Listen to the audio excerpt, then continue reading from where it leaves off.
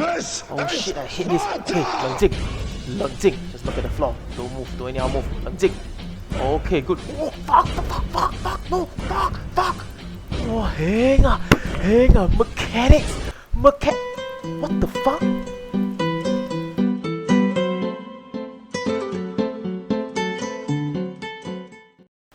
Hi everyone, Dry here. Today I will be attempting to solo normal Lotus in the Beyond patch because I heard that they made it much easier now with regards to the body 1, where there's no more robots spawning, there's no more jerking lasers, and there's no more like extreme speeding up of the lasers that make it look like some kind of washing machine effect. So I'll show you guys a clip in the V patch where I tried to do Lotus with a friend, and a lot of bugs that happen which make it very RNG based. So this was taken during the V patch. As you can see, there are robots spawning and random jerks that happen, and the speed of the laser is also very fast. So this is a slow motion version. As you can see, the speed of the laser is like this now, and then suddenly it jerks. So yeah, now they fixed it. As you can see now, the lasers are moving at a much more consistent speed, and there are no random robots spawning that will change your direction, skill lock you, so on and so forth. So now I will encourage people to go and try because it's much less RNG based, much more skill based, I guess. So for Lotus Body 1, all we need to do is to follow the laser using the portals at the top left hand corner and the top right hand corner of the map. So the portals move from top left to bottom right, as well as from top right to bottom left. It is one direction only. It doesn't work the other way around. You can only move from top to bottom. So which brings me to the next point. How do you move up the platforms? There are actually two ways to do it. Some people like to do the double jump. When the lasers are near them at the bottom platform, they like to do the double jump to go to the top platform straight away.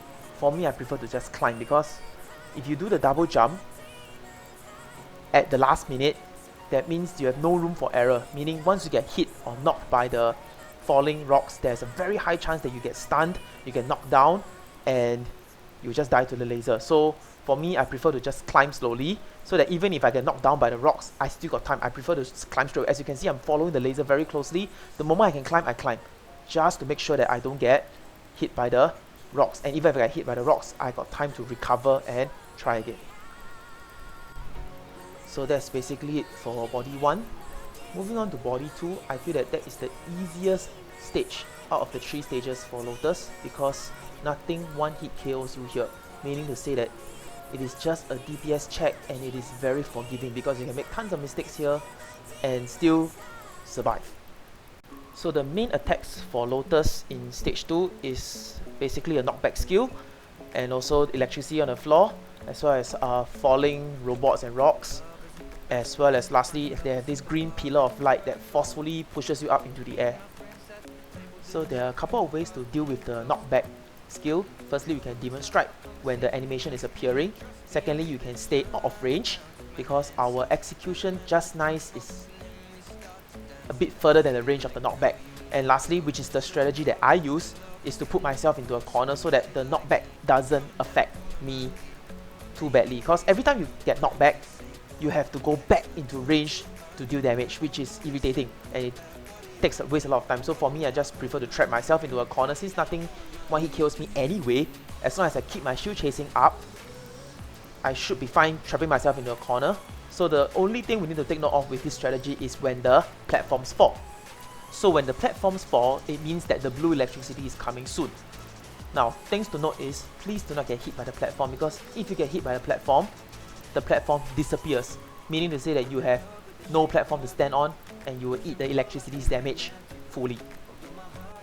Now let's say you're in a party and there's some fucktard that get hit by the platforms, resulting in no platforms for people to stand. For us Demon Avengers or Demon Slayers, we can glide to avoid the electricity on the floor by doing our double jump. And also, if let's say you are standing on a platform and Lotus is doing the knockback skill, you can also do the double jump and glide to avoid the knockback, so that you remain safe. Now, even if you are knocked back into the electricity, for us Demon Avengers, it is very good, because we can, let's say the first time you get hit by the electricity, you can eat potion to go back to full, and then you get hit by electricity again, you can release overload to kill back to full again. So technically speaking, electricity doesn't really kill us. It's not that dangerous to us as compared to other classes. So in summary, for body 2, keep your shield chasing up, find your favorite way to deal with the knockback, and if the electricity part is giving you problem, remember to glide and release overload to survive better. So moving on to body 3, it is very similar to body 2 except that it has some new skills. Now instead of knocking you back, it can also suck you in, and it also has this green AoE on the floor that prevents you from jumping. However, unlike body 2, it has added 2 new skills that can one-hit KO us, which is the purple balls that he shoots from the center of the screen, as well as the big tank falling from the sky. To dodge the purple balls, just need to take note that the purple balls do not actually track you. It is random, totally random. So just stay put, stay calm, look at the marking on the floor. Just like Chaos Vellum, there is a marking on the floor before the purple ball hits that location. Okay, here I'll be showing you some things not to do during Lotus Body 3. Previously, as I mentioned, in the electricity phase, we can release overload to keep ourselves alive, but if you are hit by a falling robot, you get stunned, you cannot release overload, and you still die. Then Lotus will also knock you back, and then there will be falling tanks killing you. And also the strategy that I mentioned in Body 2, where I trap myself in a corner on purpose, does not work in Body 3. Also because of the same reason, the falling tanks from the sky. So do your best to avoid the knockbacks as much as possible. Now another thing not to do in Body 3 is to do the jump and glide because of the falling tanks from the sky. If you jump up in the air too high, you can't even see the falling tanks, you get one-hit kill straight away. A point to note for DAs who are soloing or in a party is your bind timing.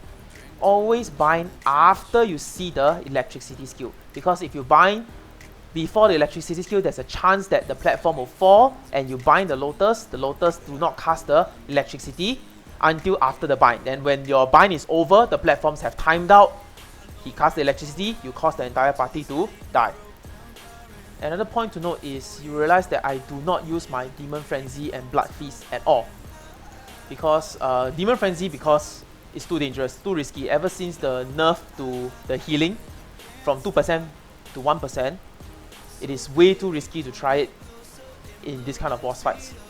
And Blood Feast is a little bit buggy in a sense. Sometimes when I press and hold and when I'm jumping around and I try to release it, it doesn't register.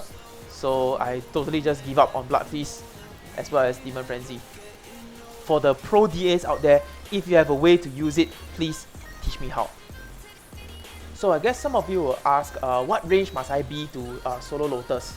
So ever since I posted the HardMech and CRS solo videos, this question has been appearing many times.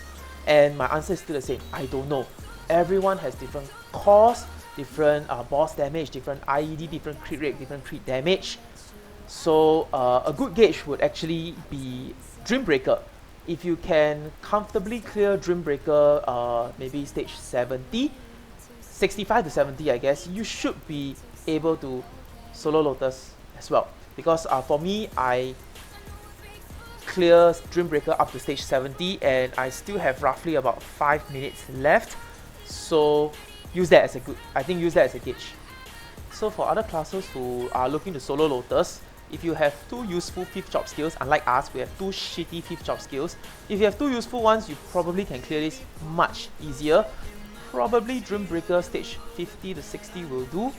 And for me, I didn't use Blood Feast simply because it is a little bit buggy and mine is still level 1. So yeah.